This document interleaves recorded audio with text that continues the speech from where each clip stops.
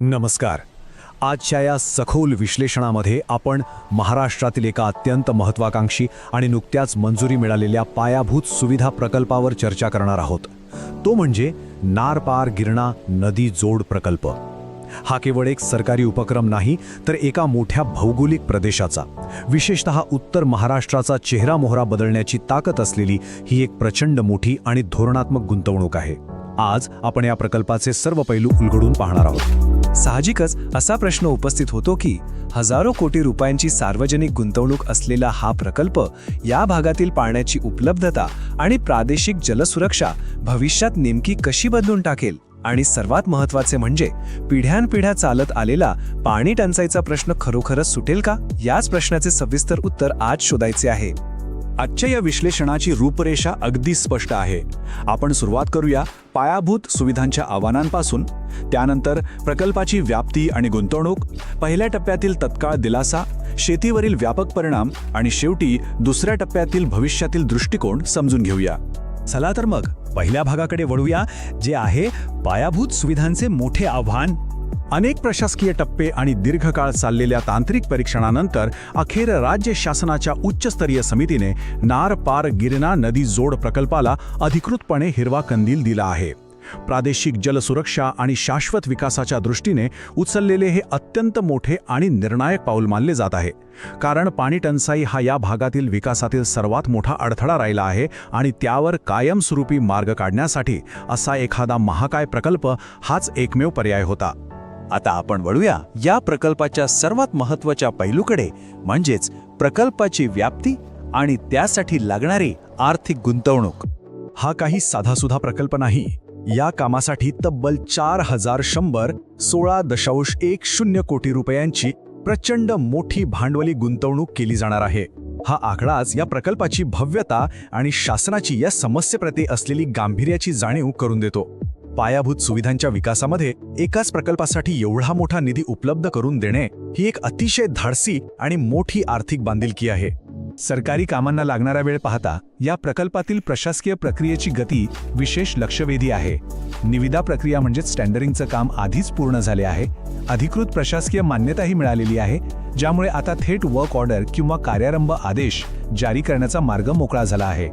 लालफितीच्या कारभारात न अडकता हा प्रकल्प आता वेगाने प्रत्यक्ष अंमलबजावणीच्या टप्प्यात पोहोचला आहे. राज्याचे शालेय शिक्षण मंत्री दादा भुसे यांनी नुकतीच या प्रक्रियेबद्दल एक अतिशय महत्त्वाची माहिती दिली आहे. त्यांनी स्पष्ट केले आहे की सर्व आवश्यक प्रशासकीय प्रक्रिया पूर्ण झाल्या असून लवकरच कार्यारंभ आदेश जारी करण्यात येतील आणि प्रत्यक्ष कामाला सुरुवात होईल. याचाच अर्थ असा की प्रशासकीय पातळीवरील सर्व अडथळे आता दूर झाले आहेत आणि अगदी नजीकच्या काळातच या भव्य प्रकल्पाचा भूमिपूजन सोहळा पार पडताना दिसेल. यानंतर आपण माहिती घेऊया ती प्रकल्पाच्या पहिल्या टप्प्याबद्दल, ज्यातून स्थानिक जनतेला तत्काळ दिलासा मिळणार आहे. पण त्याआधी एक तांत्रिक संज्ञा समजून घेणं महत्त्वाचं आहे. धरणातील किंवा प्रकल्पातील एवढ्या प्रचंड पाण्याचं मोजमाप TMC म्हणजेच 1000 मिलियन क्युबिक फीट या एककामध्ये केले जाते.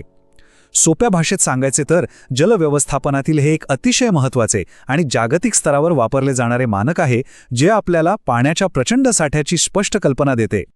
तर या प्रकल्पाचा पहिला टप्पा अतिशय नियोजनबद्ध पद्धतीने डिझाईन करण्यात आला आहे. या टप्प्यातून थेट प्रादेशिक पाणीपुरवठा साखळीत सुमारे 10.44 TMC पाण्याचं उत्पादन किंवा उपलब्धता सुनिश्चित केली जाणार आहे. एवढ्या मोठ्या प्रमाणातील पाण्याचा साठा म्हणजे वर्षानुवर्षे दुष्काळाच्या झळा सोसणाऱ्या या परिसरासाठी खऱ्या अर्थाने एक मोठी संजीवनीच ठरणार आहे. पहिल्या टप्प्यात उपलब्ध होणारे हे 10 TMC पेक्षा जास्त पाणी अतिशय जाणीवपूर्वक नाशिक आणि जळगाव या दोन्ही जिल्ह्यांकडे वळवण्यात आले आहे. मुख्य उद्देश हा आहे की या भागातील नागरिकांची पिण्याच्या पाण्याची जी तीव्र आणि तातडीची टंचाई आहे ती कायमची सोडवली जावी. पण हा टप्पा केवळ लोकांची तहान भागवणार नाही, तर यातून भविष्यातील स्थानिक शेतीच्या स्थिरतेचा एक अतिशय मजबूत पाया देखील रचला जाणार आहे.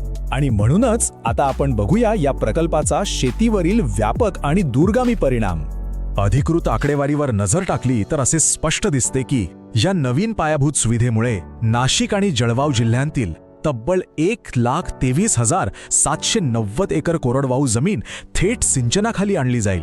विचार करा, हा प्रकल्प केवळ पिण्याच्या पाण्याचा प्रश्न सोडवत नाहीये, तर तो एका मोठ्या कृषी क्रांतीचा आणि पर्यायाने स्थानिक आर्थिक विकासाचा एक अत्यंत शक्तिशाली स्रोत बनणार आहे. 1.25 लाख एकरहून अधिक जमिनीचे बागायती किंवा सिंचित क्षेत्रात रूपांतर होणे ही काही साधी गोष्ट नाही. यामुळे केवळ पिकांच्या उत्पन्नातच भर पडणार नाही, तर शेती उत्पादनामध्ये एक प्रचंड मोठी स्थिरता येईल. अनेक दशकांपासून निसर्गाच्या लहरीपणाचा आणि दुष्काळाचा सामना करणाऱ्या स्थानिक शेतकरी समुदायाला यामुळे अत्यंत मोठा आर्थिक आणि सामाजिक दिलासा मिळेल.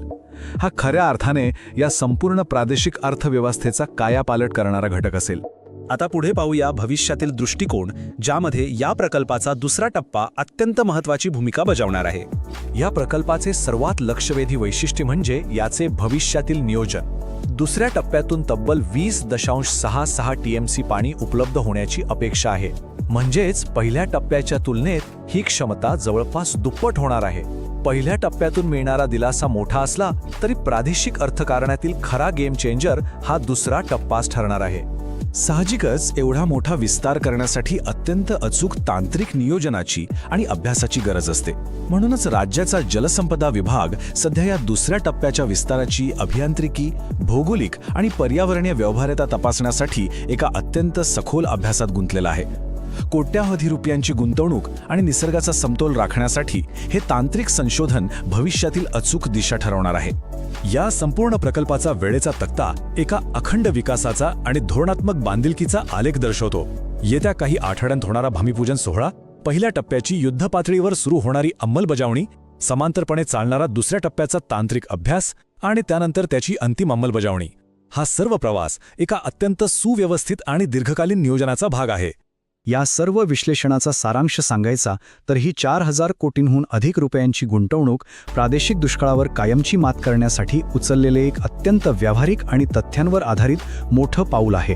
नाशिक आणि जळगाव या जिल्ह्यांचं संपूर्ण अर्थकारण, तिथली शेती आणि एकूणच सामाजिक जीवन भविष्यात या 31 TMC पाण्यावर आणि सिंचनाखाली येणाऱ्या 1.25 लाख एकर जमिनीवर मोठ्या प्रमाणावर अवलंबून असणार आहे. कागदावरील योजनांपासून ते प्रत्यक्ष जमिनीवरील वास्तवापर्यंत वेगाने पुढे जाणारा हा प्रकल्प आपण पाहिला.